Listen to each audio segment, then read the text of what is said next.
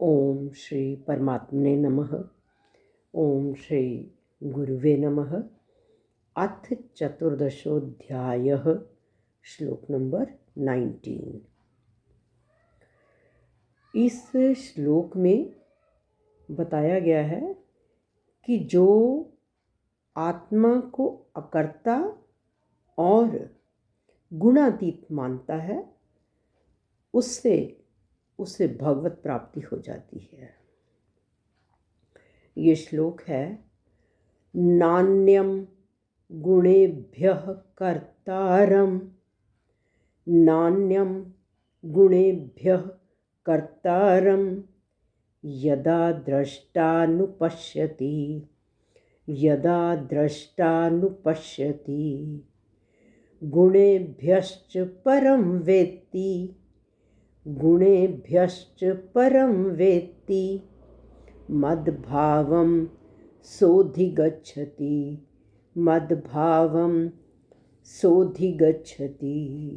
एक बार फिर बोलती हूँ, नान्यम गुणेभ्यः कर्तारं यदा द्रष्टानुपश्यति, गुणेभ्यश्च परं वेत्ति मद्भावं सोऽधिगच्छति।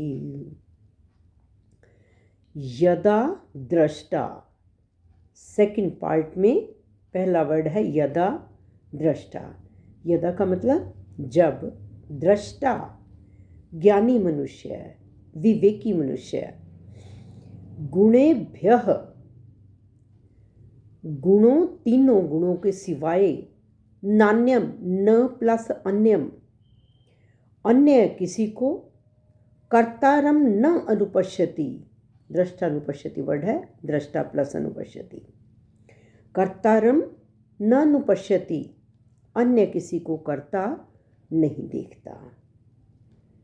यदा दृष्टा गुणेभ्यः, जब विवेकी मनुष्य तीनों गुणों के सिवाय अन्यम कर्तारम न अनुपश्यति, किसी अन्य को कर्ता नहीं देखता, च गुणेभ्यश्च वर्ड लिखा हुआ है, गुणेभ्यः प्लस च थर्ड पार्ट में, च और गुणेभ्यः परम, गुणों से परे अर्थात गुणातीत, गुणों से परे वेत्ति अनुभव करता है। स मद्भावम अधिगच्छति, सोऽधिगच्छति का मतलब स प्लस अधिगच्छति, स मद्भावम मेरे स्वरूप को अधिगच्छति प्राप्त हो जाता है। जिस समय विवेकी मनुष्य तीनों गुणों के सिवाय अन्य किसी को कर्ता नहीं देखता और अपने को गुणों से परे अर्थात गुणातीत अनुभव करता है, स मद्भावम सोऽधिगच्छति, फिर वह मेरे स्वरूप को प्राप्त हो जाता है। इसमें बताया गया है कि गुणों के सिवाय अन्य कोई कर्ता है ही नहीं। ये संपूर्ण क्रियाएं गुणों से ही हो रही हैं, गुण ही गुणों में वर्त रहे हैं कि हर इंद्री अपना अपना कार्य कर रही है। आंखें देख रही हैं, कान सुन रहे हैं, जीभा से टेस्ट हो रहा है, त्वचा से स्पर्श हो रहा है और नासिका से घ्राण हो रहा है। सारी इंद्रियां, ये संपूर्ण क्रियाएं जो हैं वो गुणों में हो रही हैं। संपूर्ण परिवर्तन गुणों में हो रहा है, अर्थात संपूर्ण क्रियाओं में और परिवर्तन में गुण ही कारण है और कोई अन्य कारण नहीं है।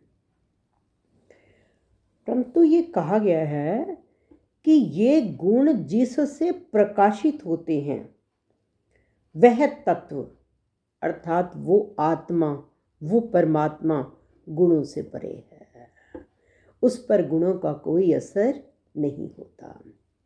ये तीनों गुण जिससे प्रकाशित होते हैं वह तत्व गुणों से परे है। गुणों से परे होने से वह कभी गुणों में लिप्त नहीं होता, अर्थात गुणों का और क्रियाओं का उस तत्व पर कोई भी असर नहीं होता। अर्थात आत्मा पर गुणों का कोई भी प्रभाव नहीं होता। जब ज्ञानी पुरुष यह जान लेता है, अर्थात अपने विवेक के द्वारा अपने आप को गुणों से निर्लिप्त अनुभव करता है, अर्थात गुणातीत हो जाता है। गुणों के साथ अपना संबंध कभी हुआ नहीं, आत्मा का कोई संबंध नहीं, होगा नहीं और हो नहीं सकता, क्योंकि गुण परिवर्तनशील हैं और स्वयं में अर्थात आत्मा में कभी परिवर्तन होता नहीं। फिर वह मनुष्य मेरे भाव को, मेरे स्वरूप को प्राप्त हो जाता है जब वो अपने आप को अकर्ता और गुणातीत समझता है। भूल से जब गुणों के साथ जिस समय मनुष्य अपना संबंध मानता था, फिर उसकी गुणातीत बनने के बाद ये मान्यता मिट जाती है और मेरे साथ, परमात्मा कहते हैं कि मेरे साथ उसका स्वतः संबंध ज्यों का त्यों रह जाता है, क्योंकि आत्मा परमात्मा का अंश है। और एक बार फिर मैं इसी श्लोक को रिपीट करती हूँ। नान्यम गुणेभ्यः कर्तारं यदा द्रष्टानुपश्यति गुणेभ्यश्च परं वेत्ति मद्भावं सोऽधिगच्छति। श्री कृष्ण अर्पणम अस्तु।